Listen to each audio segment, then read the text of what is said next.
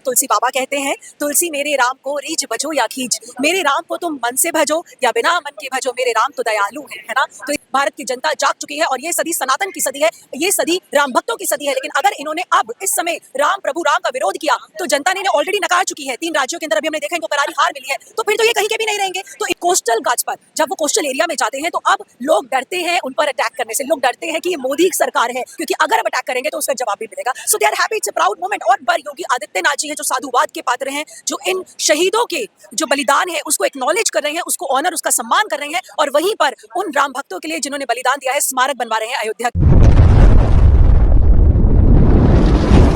नमस्कार, ओपिनियन भारत में आप सबका स्वागत है। मैं हूं आपके साथ नेहा राय। रामलला के मंदिर का कार्य समाप्ति की ओर है, लेकिन जैसे जैसे रामलला के मंदिर का कार्य समाप्त हो रहा है, उनका विस्थापन का समय भी बहुत ही नजदीक आ रहा है। वैसे वैसे विपक्ष की तरफ से भी तरह तरह की बातें हो रही है।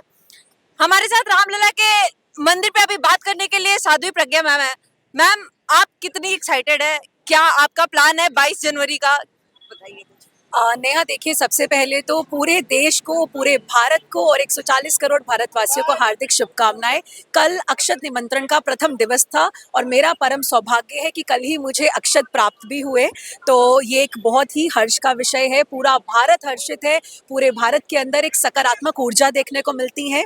प्रभु राम अयोध्या लौट रहे हैं, रामलला अयोध्या लौट रहे हैं और पूरा भारत अवध बन चुका है। तो no doubt it's a pride moment, moment of national pride, राष्ट्रीय गौरव की बात है। ये बहुत ही सुंदर विषय है और हम सभी रामलला का बेसब्री से इंतजार कर रहे हैं, जैसे आप इंतजार कर रहे हैं।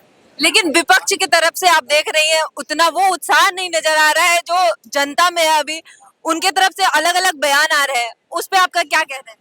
देखिए नेहा, बात ऐसी है कि विपक्ष जो है, अगर आप कांग्रेस पार्टी की बात करें, सपा की बात करें, आरजेडी की बात करें या पूरे इंडी गठबंधन की बात करें, आप देखिए ये वही लोग हैं ना जो लोग कहते थे कि प्रभु श्री राम काल्पनिक हैं। ये वही लोग हैं जिन्होंने राम सेतु पर प्रश्न उठाया। ये वही लोग हैं जिन्होंने ये बोला कि गीता के अंदर जिहाद है। तो इनको आज प्रसन्नता कैसे होगी? इनको मजबूरी में प्रभु श्री राम का नाम लेना पड़ रहा है, क्योंकि इन्हें समझ में आ रहा है भारत की जनता जाग चुकी है और ये सदी सनातन की सदी है, ये सदी राम भक्तों की सदी है। लेकिन अगर इन्होंने अब इस समय राम प्रभु राम का विरोध किया तो जनता ने इन्हें ऑलरेडी नकार चुकी है। 3 राज्यों के अंदर अभी हमने देखा इनको करारी हार मिली है, तो फिर तो ये कहीं के भी नहीं रहेंगे। तो इनको ऐसा लगता है कि बहती गंगा में हाथ धो लेना चाहिए, इसीलिए ये यदा कदा राम का नाम ले लेते हैं, प्रभु राम का सहारा ले लेते हैं। लेकिन they people use Prabhu Shri Ram and Sanatan Dharma as a political tool. इनको लगता है कि राजनीतिक यंत्र की तरह प्रभु का इस्तेमाल किया जाए। जब इलेक्शन आते हैं, आप देखिए गले में रुद्राक्ष पहन के बैठ जाते हैं। इनको पता ही नहीं, कोट के ऊपर जनेऊ पहन लेते हैं। इनको भारतीय संस्कृति, हिंदू रीति रिवाज के बारे में कुछ नहीं पता। लेकिन जैसे इलेक्शन चले जाते हैं, फिर से प्रभु श्री राम के ऊपर प्रश्न चिन्ह लगा देते हैं, है ना, गलत बयानबाजी करते हैं। बहुत कुछ इन्होंने कहा, लेकिन फिर भी मैं ये कहूंगी, तुलसी बाबा कहते हैं, तुलसी मेरे राम को रीझ भजो या खींच, मेरे राम को तुम मन से भजो या बिना मन के भजो, मेरे राम तो दयालु है ना। तो इसीलिए मैं तो ये कहूंगी कि विपक्ष के लिए सीख है और विपक्ष को प्रभु सद्बुद्धि दे। मैम, अभी अधीर रंजन चौधरी ने कहा कि बीजेपी रामलला को सत्ता के लिए यूज कर रही है। आपको इस पे क्या कहना है? देखिए, ये जो मौका था, ये मौका कांग्रेस के पास भी था और न केवल कांग्रेस के पास, सभी सरकारों के पास था। यूपी में सपा की सरकार थी, उनके पास मौका था ये कि वो चाहते तो राम मंदिर बनवा सकते थे अपनी मैनिफेस्टो में। जिस तरीके से बीजेपी ने अपनी मैनिफेस्टो में रखा, उस तरीके से रख सकते थे। लेकिन इन्होंने क्या किया, आप देखिए, सपा ने कार सेवकों के ऊपर गोली चलाई, और न केवल गोली चलाई, राम मंदिर आंदोलन में जितने भी राम भक्तों ने पार्टिसिपेट किया था, लाखों के ऊपर इन्होंने कितना ज्यादा गलत मतलब एक प्रहार करवाया। और वहीं पर योगी आदित्यनाथ जी हैं जो साधुवाद के पात्र हैं, जो इन शहीदों के जो बलिदान है उसको एक्नॉलेज कर रहे हैं, उसको ऑनर, उसका सम्मान कर रहे हैं, और वहीं पर उन राम भक्तों के लिए जिन्होंने बलिदान दिया है स्मारक बनवा रहे हैं अयोध्या के अंदर। तो अब आप खुद बताइए, अगर ये कार्य इनके कार्यकाल में हुआ होता तो क्या आज ये साधुवाद के पात्र नहीं होते? अगर अधीर रंजन चौधरी ये बोल रहे हैं तो मैं उनसे कहना चाहूंगी, आपके चैनल के माध्यम से मैं उनसे बोलना चाहूंगी कि कांग्रेस के पास भी मौका था। तब आप अगर इस मौके का लाभ उठा लेते तब भी आपको क्रेडिट मिल जाता है। और साथ ही साथ आपकी पार्टी सनातन पर बार बार अटैक क्यों करती है? प्रियंक खड़गे आपकी पार्टी के, मल्लिका अर्जुन आपकी पार्टी के हैं, क्यों वो बोलते हैं Sanatan is like covid, Sanatan is like disease? Mallikarjun खड़गे ने कहा 2024 में अगर मोदी गवर्नमेंट आ गई तो सनातन की पुनर्स्थापना होगी। जानते हैं कितनी स्ट्रॉन्ग स्टेटमेंट है ये? इसका मतलब आप लोग एक्सेप्ट करते हैं कि आप लोग एंटायर सनातन है। एंटायर सनातन माने एंटायर नेशन। आप भारत के विद्रोही है, आप भारत के विद्रोह में खड़े हैं, राम विद्रोही है। तो इसीलिए प्रभु राम आपको सद्बुद्धि दे, प्रभु राम से आप प्रेरणा लें और अब भी समय है, जाग जाए। सर मैम, अगर हम बात करें, रामलला तो 22 जनवरी को आ ही रहे हैं, लेकिन तुरंत ही बाद इलेक्शन का कैंपेन भी स्टार्ट होने वाला है। तो 2024 में बीजेपी का क्या एजेंडा होने वाला है? देखिए नेहा, मैं बीजेपी की स्पोक्स पर्सन नहीं हूँ, एक तो मतलब मैं अगर हाँ आपको क्या लग रहा है इसके बाद, रामलला के बाद क्या हो सकता है बीजेपी के? देखिए, मैंने जो देखा है और जो भारत का युवा, भारत की जनता देख रही है, मैं ये कह सकती हूँ कि जो भी प्रॉमिसेस या वादे मोदी गवर्नमेंट ने किए हैं उसे वो फुलफिल करने में टू सम एक्सटेंट कामयाब भी हुए हैं। क्योंकि वादे तो हर सरकार करती है, लेकिन हर सरकार उसे पूरा नहीं कर पाती। अब चाहे वो प्रधानमंत्री उज्ज्वला योजना है, आवास योजना है, ऐसी बहुत सारी स्किल डेवलपमेंट की स्कीम्स हैं जो हम देख रहे हैं। लगातार एंटरप्रेन्योर जो है, यूथ भारत का निकल कर बाहर आ रहा है, उसको एक स्किल डेवलपमेंट में एक चांस मिल रहा है। ये एक बहुत ही सराहनीय कदम है। और साथ ही साथ सनातन के लिए जो पीएम मोदी ने कदम उठाया है, भारतीय संस्कृति, भारतीय सभ्यता और भारतीय इतिहास का पुनः जीर्णोद्धार करने का, वो साधुवाद के पात्र हैं। इसके साथ साथ अभी आप देखिए कि काशी कॉरिडोर का जो निर्माण हुआ, महाकाल कॉरिडोर का निर्माण हुआ, अब अयोध्या में इतना बड़ा एक प्रोजेक्ट लेकर आ रहे हैं, बहुत सारी योजनाओं का भी उन्होंने अनाउंसमेंट किया है। तो मैं ये कहूंगी कि इससे टूरिज्म को भी बूस्ट मिलेगा।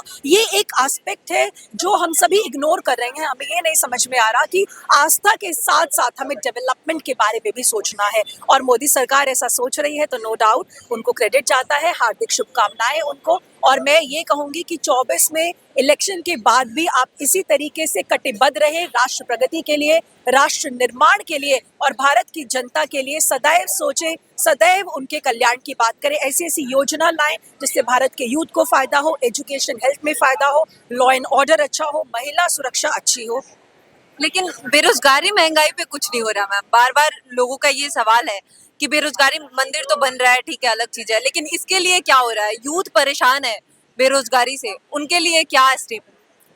देखिए नेहा, जैसा कि मैंने अभी आपको कहा कि I am not a party spokes person, but जितना मैंने समझा और जितना मैंने कार्य को होते हुए देखा है, जैसे भी योगी आदित्यनाथ ने अभी रिसेंटली अनाउंस किया है, बहुत सारी योजनाएं वो युवाओं के लिए लेकर आ रहे हैं और उसके अंदर युवाओं को रोजगार भी मिलेगा और मिल भी रहा है। पहले से परिवर्तन भी आया। यूपी की अगर आप बात करें, वहां पर क्राइम इतना ज्यादा था, लॉ एंड ऑर्डर नहीं था, कोई भी आपकी गाड़ी रोककर आपको गन लगा देता था। अब देखिए situation has become much much better, पहले से बहुत बेहतर है सिचुएशन। उसके बाद आपने बेरोजगारी की बात करी, स्किल डेवलपमेंट को लेकर बहुत सारे प्रोजेक्ट आ रहे हैं और नो डाउट यूथ को उससे बेनिफिट भी हो रहा है। एक और मैं बहुत इंपॉर्टेंट एस्पेक्ट आपसे शेयर करती हूँ। अभी कुछ ही दिन पूर्व मेरी एक व्यक्ति से बात हो रही थी, ही इज इनटू नेवी, और उसने खुद बताया कि कोस्टल गार्ड्स पर जब वो कोस्टल एरिया में जाते हैं तो अब लोग डरते हैं उन पर अटैक करने से। लोग डरते हैं कि ये मोदी सरकार है, क्योंकि अगर अब अटैक करेंगे तो उसका जवाब भी मिलेगा। So they are happy, it's a proud moment. और मैं ये कहूँगी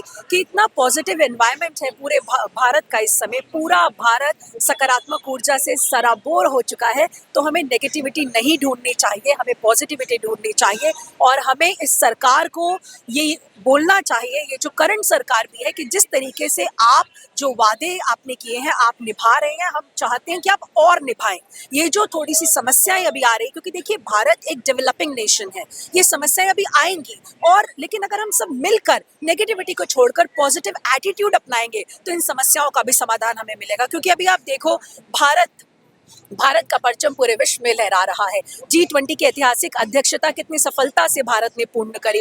भारत इंडिजिनस डिफेंस प्रोडक्शन में आगे है, डिजिटल एक्सपर्टीज में भारत आगे है। So these things they take time, so we must appreciate and congratulate the effort of Modi government. And also I would like to say कि जो आप प्रयास कर रहे हैं उसमें भारत का युवा आपके साथ है, बस इसको थोड़ा सा मल्टीप्लाई कर दीजिए तो शायद उत्साह और बढ़ जाएगा। सर, लास्ट जाते जाते, प्रधानमंत्री ने कहा अभी अभी 22 जनवरी को सबको दिवाली मनाने हैं। क्या आप दिवाली की तैयारी कर रही हैं? देखिए नेहा, ये तो बहुत ही सुंदर बात है, क्योंकि जब राम लल्ला विराजमान होंगे अपने स्थान पर पुनर्स्थापित होंगे तो एक दिवाली तो हमने अभी मनाई है, उससे बड़ी दिवाली हम सभी मिलकर मनाएंगे। तो मैं आपके चैनल के माध्यम से सभी से, समस्त 140 करोड़ भारतवासियों से ये अपील करती हूँ, सभी मिलकर दिवाली मनाएंगे, दिए जलाएंगे और प्रसन्नता पूर्वक राम लल्ला का हम लोग उनके आगमन का स्वागत करेंगे। क्या आप रामलला का दर्शन करने जाने वाली हैं? बिल्कुल जाऊंगी राम लल्ला का दर्शन करने। अब डिपेंड करता है कि डेट क्या होगी, क्योंकि उस दिन तो हम सभी जानते हैं कि बहुत सारी व्यवस्थाएं हैं, बहुत सारी योजनाएं हैं। ऑफ कोर्स हम सभी जाएंगे। We have been waiting for this day to happen और बहुत ही बेसब्री से हमें इंतजार है इस दिन का। राम कण कण में है, राम हमारे हृदय में है, इसीलिए मैं ये कहूंगी सभी जाएं, लेकिन अपना समय लेकर जाएं। ऐसा कुछ नहीं है, हमें लॉ एंड ऑर्डर को भी मेंटेन करना है। राम जितने हमारे हैं, राम उतने आपके हैं, राम समस्त दुनिया के हैं। राम ना एक राष्ट्र तक सीमित है और राम ना एक वर्ग तक सीमित है, ना एक संप्रदाय तक सीमित है। राम सबके हैं, कण कण में राम है। थैंक यू सो मच, आपका बहुत बहुत धन्यवाद मैम। हमारे साथ रामलला के मंदिर से लेके बेरोजगारी, महंगाई, विपक्ष के बयान, तमाम मुद्दों पे बात की साध्वी प्रज्ञा मैम ने। अभी के लिए आपका धन्यवाद। हमारे साथ तमाम खबरों को देखने के लिए देखते रहिए ओपिनियन भारत।